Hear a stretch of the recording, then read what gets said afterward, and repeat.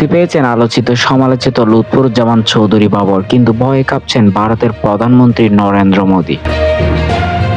ভারতের অভিযোগ ছিল লুৎফুজ্জামান চৌধুরী বাবর ভারতের সেভেন সিস্টারকে ভেঙে তছনছ করার জন্য পাঠাতে চেয়েছিলেন বিদ্রোহী দল। যে জায়গায় পাকিস্তান চীন পারেনি ভারত সরকারকে উচিত শিক্ষা দিতে, সেই জায়গায় বাবরের নাম শুনলেই কেঁপে ওঠে ভারত সরকার। তাই তো লুৎফুজ্জামান চৌধুরী বাবরের মুক্তিতে রীতিমতো ঘুম হারাম হয়েছে নরেন্দ্র মোদীর। বাবর রাজনীতির মাঠে খেলা শুরু করেন 1991 সালে। নেত্রকোনা 4 আসন থেকে স্বতন্ত্র প্রার্থী হিসেবে বিজয় লাভ করেন, সংসদে বসেন তিনি।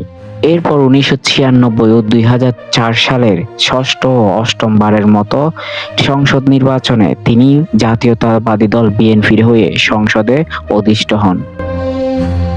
অষ্টম সংসদ নির্বাচনে বিএনপি থেকে নির্বাচিত হওয়ার পর তাকে দায়িত্ব দেওয়া হয় স্বরাষ্ট্র প্রতিমন্ত্রীর মতো গুরুত্বপূর্ণ দায়িত্ব। 2004 সালে অস্ত্রের যে বিপুল ভান্ডার উদ্ধার হয়, বিশ্ব ইতিহাসে যে ঘটনা টনক নড়িয়ে দেয়, সেই ঘটনার মূল হোতা হিসেবে অভিযুক্ত করা হয় বাবরকে। কথিত আছে সেভেন সিস্টারকে লণ্ডভণ্ড করে দিতে এই অস্ত্রগুলো পাঠাতে চেয়েছিলেন ভারতে। তবে পরবর্তীতে এই সকল অস্ত্র আটক করা হয় এবং দেশবাসীর সামনে চলে আসে অনেক কিছু। এদিকে সাবেক অর্থমন্ত্রী শাহ আহমেদ কিবরিয়াকে গ্রেনেড হামলায় মেরে ফেলা হলে তার জন্য অভিযুক্ত করে বাবরকে মামলা করা হয়। নেত্রকোনা 4 আসন থেকে জনগণের ভোটে 3 বার নির্বাচিত হয়েছিলেন তিনি। সর্বশেষ 2007 সালে তত্ত্বাবধায়ক সরকারের আমলে তাকে গ্রেপ্তার করা হয়।